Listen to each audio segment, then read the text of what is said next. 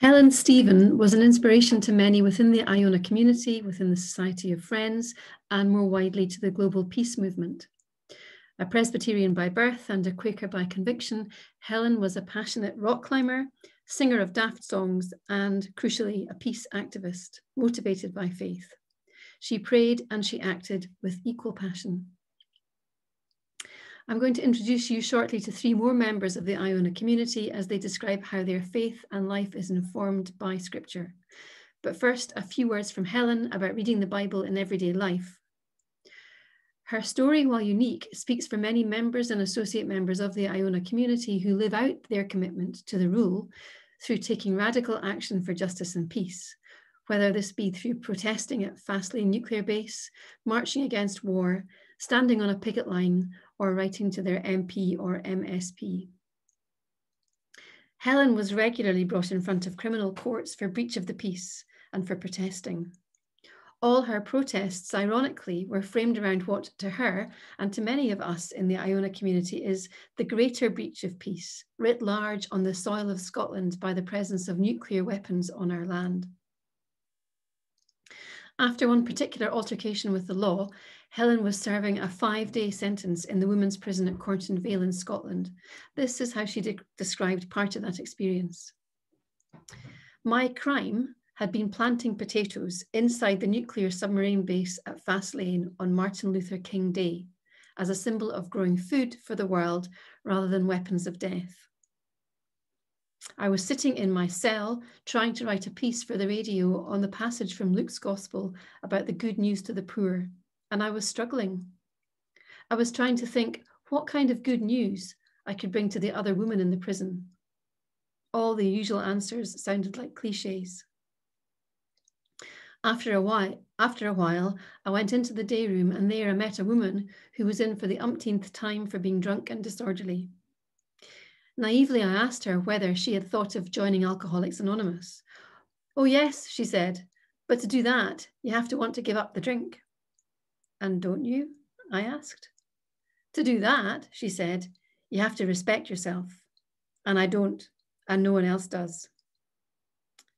Then I knew, says Helen. The good news is that she is loved and respected in the eyes of God, that every single person is of infinite value and worth. But there was not any way that I could tell her that without sounding hollow and trite. The only way I could tell her that was by showing her that love and respect myself through my actions. I was sure that I couldn't do that. That level of authentic living for justice, matched with deep listening to the other and compassionate action rooted in the good news, is a rare combination. Not all of us are called to that level of action, but the point is, if we are to preach good news, then surely we must also live good news. I am challenged and inspired every day by people like Helen Stephen. Here are three more stories of people who both challenge and inspire me. Pat Bennett is a doctor by profession and was for a number of years the program's development worker for the Iona community. Her reflections on creative ways of engaging with Scripture and her expansive approach to a communal public spirituality are inspiring. She draws on the writings of Jim Cotter, Rilke, and others. Pat explores a variety of lenses through which we can read the text, including noticing our emotions, our feelings, our mood, as we drop our whole selves into the text. Pat shares a bit about how her writing for the Spirituality of Conflict project has opened up new ways to interact with the gospel. Focusing on how we read the gospel through the lens of conflict and conflict through the lens of the gospel, she paraphrases John Sobrino, who said that our attitudes and attributes, those things that we do for the work of the kingdom, become all the more vital when we find ourselves in situations of conflict. And I certainly know through my work as a mediator through Place for Hope, I have been able to bring texts like Matthew 18 straight to the heart of a conflict, a local dispute in a local church, where people notice the pattern of reconciliation that Jesus outlines in that gospel and are able to apply that directly to their own situation. There is, says Pat, no uninterpreted reading of the text. Scripture cannot be exhausted by one single reading. So part of our invitation is to delve into the many layers of Scripture, choosing to reflect on our behaviour, our tone of talking, our actions for justice and peace through the lens of the characters in the Bible. Approaching Scripture this way with an openness, we may discover that in looking for one thing, for example, an understanding of conflict, we discover hidden depths, profundities that may not have been expected. So, for example, looking for understandings of conflict, we may find patterns for reconciliation. Pat mentioned the joy in the midst of lockdown of being able to zoom into a Bible study group far from home during COVID time. And Ruth Burgess, one of the Iona community's most prolific writers and liturgists, similarly talks about the power of reflecting on Scripture in a group. Or if not in a group, she lets the passage wander around her mind, she says, by reading it once, then leaving it for a while, then reading it again. Simple techniques that work. Ruth takes the idea of inhabiting the text to a whole new level, identifying not only, as we heard from Joe and others previously, not only identifying with key individuals in the text, but also with inanimate objects like a tree or even a stone. The lenses through which Ruth looks at Scripture include the lens of her being a woman, the lens of social justice, the lens of hymns or songs, the lens of being an older person. Ruth describes how she learnt her trade as a writer around an old youth camp table with others. Again, notice the meme of working in community, working together to understand text. And in this context, she watched how others sifted and sorted the stuff of life, the stories of life in Scripture, until a book or a publication took shape.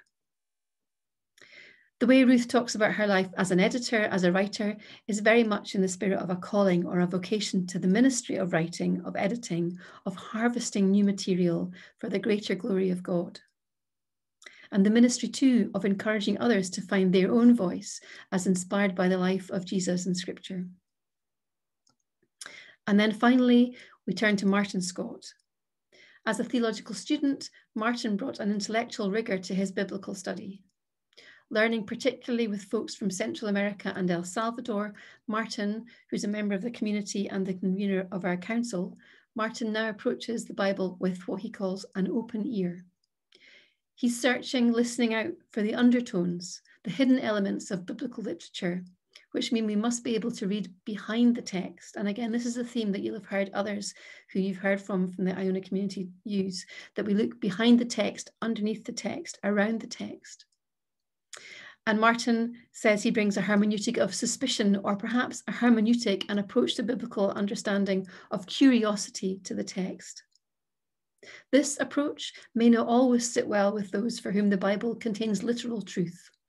And here we come to a key question, one summed up by Marcus Borg in his book, Reading the Bible Again for the First Time, when he invites us to take the Bible seriously, but not literally.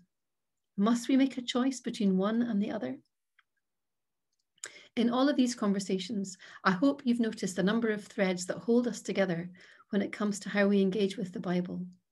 Threads of open questions, of creative approaches, of using all of our senses when we come to the text, not just our intellect, of openness to the radical liberatory readings of the Bible focused on justice, peace, and compassion. We bring these threads not because we're members of the Iona community, or even because we're members of a specific denomination, but because we are people of God, Christians on a journey of faith, choosing to stay on this journey in community with God and with one another as we engage with Scripture. So as you listen now to Joe and then to Pat and then to Ruth and then to Martin, here are some questions which I'm going to share with you on the screen, which you may wish to hold in your mind.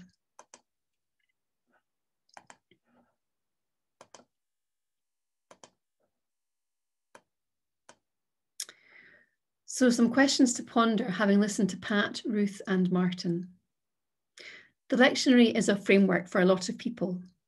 To what extent is the lectionary a framework for you in your engagement with Scripture?